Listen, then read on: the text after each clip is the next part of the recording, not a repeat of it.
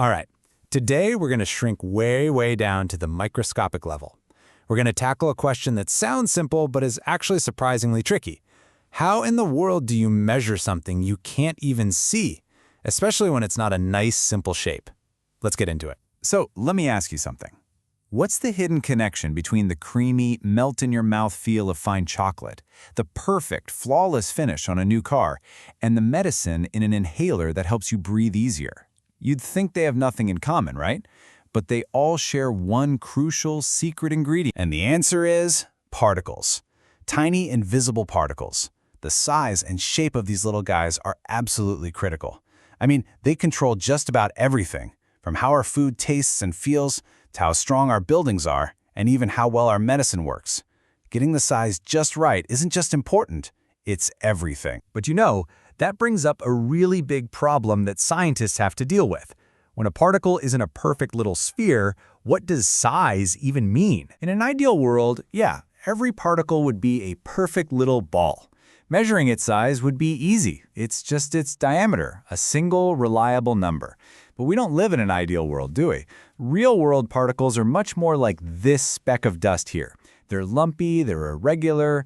If you measure it one way, you get one number. Turn it slightly and measure it again, you get a totally different number. So which one is the real size? Scientists actually have a name for this headache. It's called an ill-defined value. All it means is that a simple idea like diameter completely falls apart for these real-world shapes. The answer you get depends entirely on how the particle happens to be sitting when you measure it. And you just can't build reliable, consistent products on shaky, inconsistent measurements. So how do scientists get around this? Well, it turns out they use a really clever, kind of elegant trick. Instead of getting stuck on the messy, irregular shape, they just change the question entirely. The solution is all about asking a better question. It's something we can call the as-if principle. Instead of banging their heads against the wall asking, "What's the diameter of this lumpy thing?" scientists ask a much smarter question. If this lumpy particle were a perfect sphere, what would its diameter be? This is brilliant, because it lets them tie the measurement to a real physical property that every particle has, no matter its shape, like its volume or its surface area. And this leads to this really useful concept of equivalent diameters.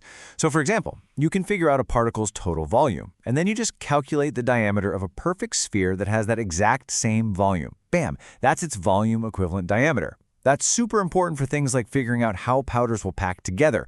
Or maybe you care more about its surface area, which is vital for things like how fast a chemical will react or a drug will dissolve. The point is, by picking one property to focus on, you get a consistent, reliable number every single time. It turns a messy problem into a solvable one. Okay, so we've got a smart way to define size. But how do we actually go out and measure it?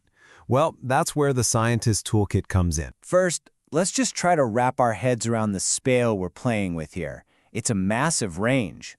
A grain of sand? In this world, that's gigantic.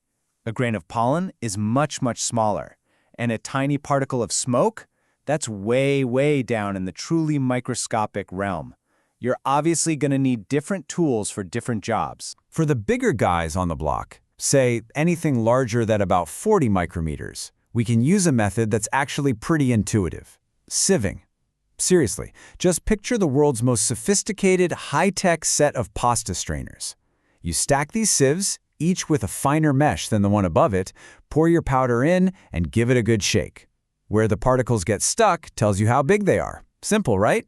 But hey, it works. Now, for the smaller stuff, things get a bit more advanced. We go to the microscope. First, you just snap a raw picture of the particles. Then, powerful software gets to work. It cleans up the image, turning into a crisp, high-contrast, black and white version. And from there, the software is smart enough to spot each individual particle and automatically calculate its equivalent diameter based on its shape in the picture. And what about for the really tiny particles? The stuff that's almost unimaginably small, like aerosols or smoke? For that, you got to break out the big guns. We're talking techniques like laser diffraction. This is where you shoot a laser beam through your particle sample, and you measure how the light scatters off of them. It turns out the pattern of that scattered light gives you a precise fingerprint of the size of the particles. Pretty cool, huh? All right. We've got our definition of size, and we've got our fancy tools to measure it. We're all set, right? Well, not quite. There's one final and absolutely crucial step. How do we know our measurements actually mean anything? Here's the dilemma. A single batch of powder might have trillions upon trillions of particles. You can't measure every single one. It's just impossible. So you have to take a small sample. But how can you be sure that your tiny little scoop is a good representation of the entire thing? What if you just got lucky or unlucky and scooped up only the big ones? To see what I mean, just imagine your entire batch of powder is a perfect 50-50 mix of two different things. Let's say glass particles and iron particles. This is the truth. This is the reality of the whole batch. But then you dip in and take a small, random sample. And maybe what you pull out looks more like this, 40% glass and 60% iron. So did you mess up? Is your measurement wrong? No, not at all. You've just run into the natural randomness that comes with sampling. And this is the key. The goal isn't to get a perfect sample that matches the whole batch exactly. That's pretty much impossible.